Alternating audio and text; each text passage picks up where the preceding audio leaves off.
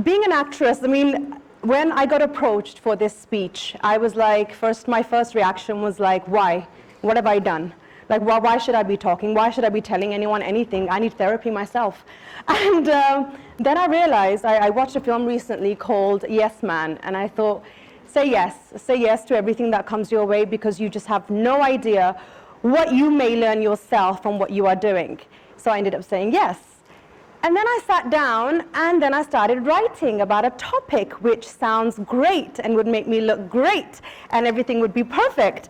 And I sat down and I said, okay, let me do women empowerment, because I've done a short film on women empowerment. I do a lot of speeches on women empowerment generally when I do my promotions for films. Let's do this topic. And then I thought, how typical. You're acting once again. You will be putting up an act in front of people to show how much you care about women empowerment or how much you can speak well of women empowerment. Then, okay, scrap that topic. Next topic, what was it? It was along the lines of positivity, goal setting, because I felt, oh, university children, they need to be taught how to set goals and how to achieve those goals, and I can give them the formulas. I can literally read and give them the formula of how to get it done. Again, nope, you're acting. You're acting once again. Stop acting, stop acting. These are conversations I had with myself. And then I was like, what am I doing? What's going on? My emotions were like this, just because I had to speak in front of a bunch of people where I'm not acting anymore and I have to say what I need to say, what I feel. And I was like, okay, let's talk about emotions, because I really don't know what the hell, sorry, pardon my language, I have been told I can't swear, what is going on with emotions. According to me, I'm going to use my personal life experiences. And mom, dad, I love you. I'm using you as inspiration. No offense on anything. I'm going to use my entire life experiences to to tell you guys what emotions are and how we can work maybe collectively to balance emotions. Hence why I've called it the balancing act, because I feel like that's what we are all pretty much doing all the time, acting. Okay, maybe when we're sleeping, we are not acting, but most of the time I feel like we are acting. We fail to keep it real. Emotions. I see emotions as a wild horse, okay? This horse will drag you, it will stomp on you, it will, knock you down, it will take you to places you've not been, and you're wondering, why is this horse so wild? Why is this happening to me? And then you start thinking, okay, let me think, why is this happening to me? Why am I being knocked down over and over again? I really feel emotions go back to childhood. It goes back to everything that we have understood, everything that we have experienced as a child, and I really feel a lot of it is due to wrong parenting. And I mean no offense to any of the parents, especially my own here, about the kind of parenting that our generation has experienced, but I feel a lot of shortcuts were used. Samjhaun that time nahi hega, ek chapeed la do. That was the way we were taught how to behave ourselves. Wrong, because that actually instills a lot of fear. That actually makes you feel you are wrong. That is the first step of failure. I feel a child's first bully sometimes can be a parent. And I want to tell people of my generation and all of you guys sitting here and the generation to come that do not engage in wrong parenting, because that is what causes us to have, I feel, personally, these are not facts, but I feel emotional imbalances as we grow up, as we get into childhood. Most of my relationships with men, for example, stem from the fact that I had a very bad relationship with my father. Love you, Dad. Mwah. Love you. But it was purely because I saw my parents have such a difficult marriage. You know, I saw them fight a lot. I thought it was the norm. This is what marriages are about. I thought this is what happened in life, and this is how it should be. I literally walked around fearing. I was like literally like this, like, are they going to fight? Are they not going to fight? Is everything okay? And I became used to negativity so much that if something was okay for a little while, I would be like, why is everything okay? Why isn't there a fight at home today? Like, what's happening? Is it Christmas? Fair enough. They were adults. They were growing up themselves. They needed a lot of learning to do themselves as well. But the point is, the effect that wrong parenting can have on a child, it continues and continues and continues. So anyway, after the childhood part, I somehow, in between all of that, I decided to read. I decided to read a lot of books on self-help, quotations, positive thinking, because I was always taught that it's destiny, it's fate, this is how God wills it to be. And I felt like women, especially in England, they just, I don't know, maybe here too, but they just accept the situation. If there's a bad marriage, they accept it. If there's, you know, like alcohol abuse problem, which is amongst a lot of Punjabis for some reason, they accept it because they think, you know, God wants it this way. No, God does not want it this way. Do not blame God for your life choices, for your life decisions. So I used to be like, okay, this is destiny. Okay, fine, this is fate, this is destiny. And then one day, I think I was about 15 or 16, and I was like, I am not going to let destiny or fate, I am not going to let, you know, myself blame God for my entire life to come. What will I be? I always dreamt of being an actor because I could see emotions on different levels, what humans do to each other, and I was like, okay, let's just make a movie out of all of this. I decided, no, I am going to be positive, I'm going to India, I'm going to be an actress. For me, failure was not even an option. It wasn't like, okay, so you'll go and you will try it out. For me, I knew this is what I want to do. I don't know what God has willed for me. I don't know what destiny is, but these are the choices I am going to make to become a successful actress. And I can proudly say today that it took me 7 years, but I'm living that life of a successful actress. But the emotions are still like this, which helps because I utilize it in my work, I utilize it in my films, but they have not been balanced. How do I balance them? How do I keep everything under control? How do I not repeat the same kind of relationships that I had in my childhood? We just keep going and we're going and going, I guess, and I keep trying to be positive and to keep on thinking positive, but it doesn't work.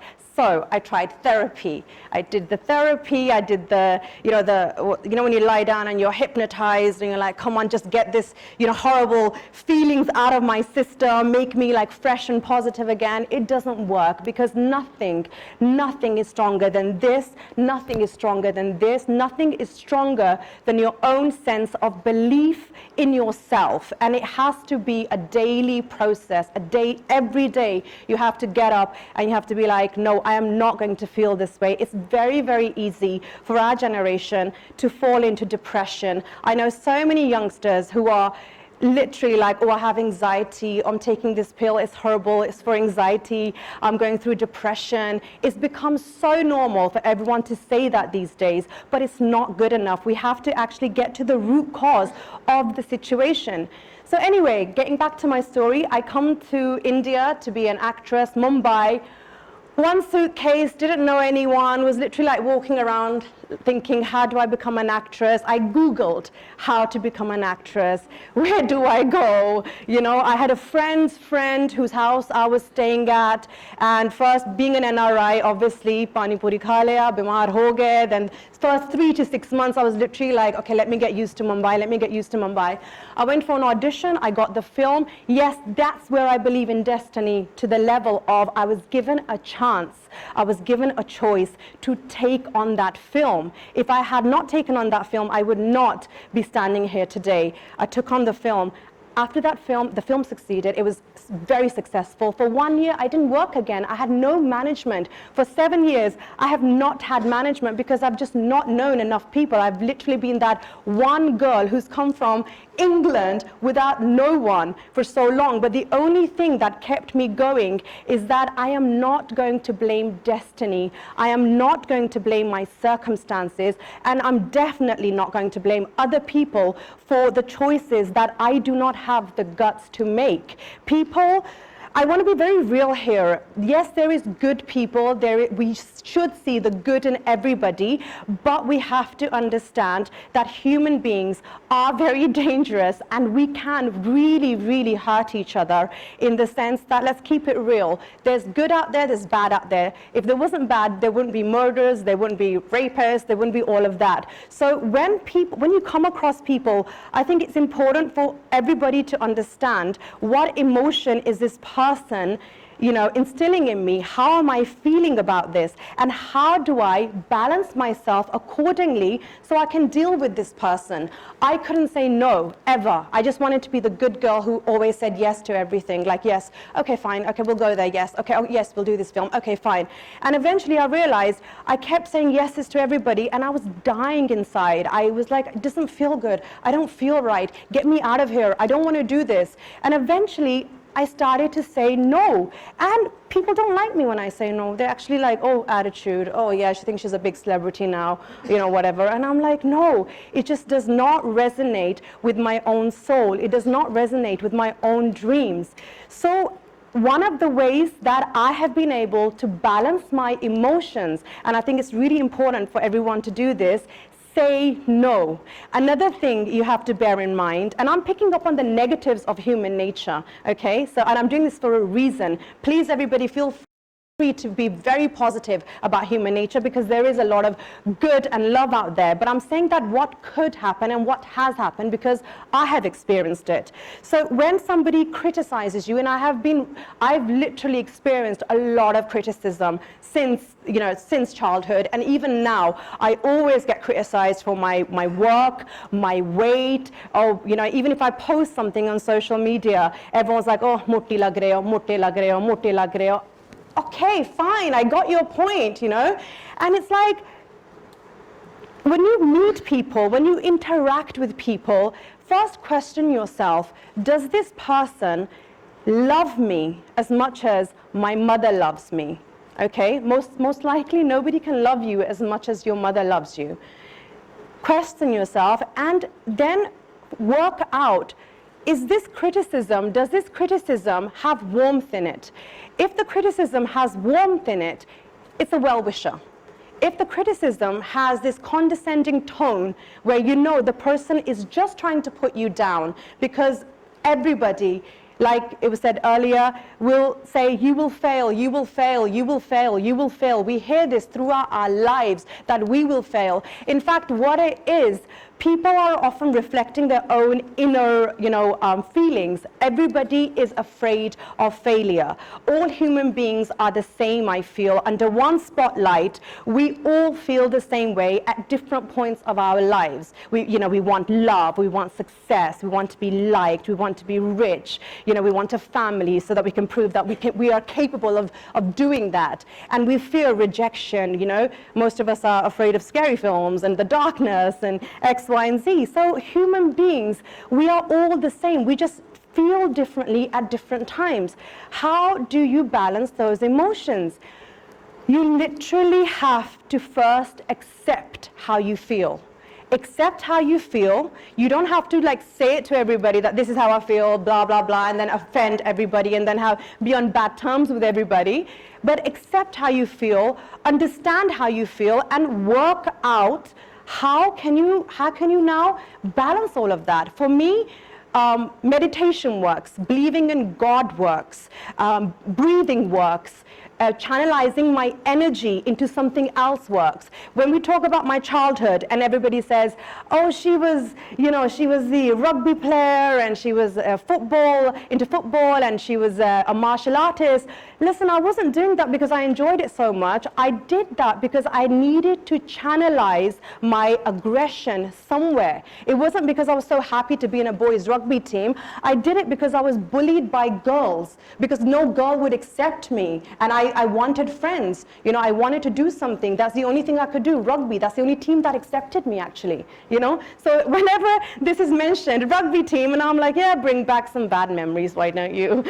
Okay, thanks. Yeah, rugby team. I do not want that in my presentation again.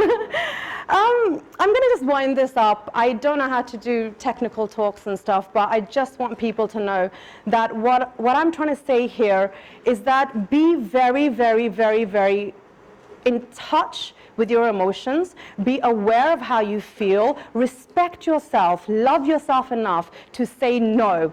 Do not take criticism, but don't start fighting in the middle of the road or anything. And focus on yourself, focus on your dreams, because when you're dreaming, you're practicing being receptive, you're practicing thinking into the future. The problem that we have is we often live in the past. Even me, I'm having a problem with not being able to let go of a lot of things in my past, which, caused me so much pain. A lot of I'm still single, right? Reason being is a lot of my relationships are a reflection of the kind of relationship I shared with my father or other men. I keep going from one bad relationship to the next bad relationship, same problems, men who need fixing, men who emotionally cannot give to me.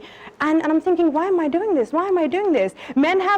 My last boyfriend, this is what actually really helped me. And if he's watching, thank you. He actually said to me after 1 year, we were talking about something, and I was like, listen, I don't want to just date, it's been a year, and, I want to get married and have babies. It's not something you say to a guy, girls, by the way. And he just, he kind of backed off, and then eventually we were talking, and then I was like, but I love you. And he literally turned around after a year of telling me how amazing I am. He was like, listen, I don't have even this much of love for you. He literally pointed like this. And that was the day I was like, oh my God, I cannot believe I have put myself in this situation where somebody can actually say this to me. And that day, I lived that day every day, not because I hate him for it, not because I feel like, oh my God, this happened to me. I was like, you deserve this because you just have not been able to love yourself, respect yourself enough. And I must say, it really helped. Sometimes being told you are not loved may be just what you need to start loving yourself and caring for yourself. So be in touch with your emotions, guys. Thanks.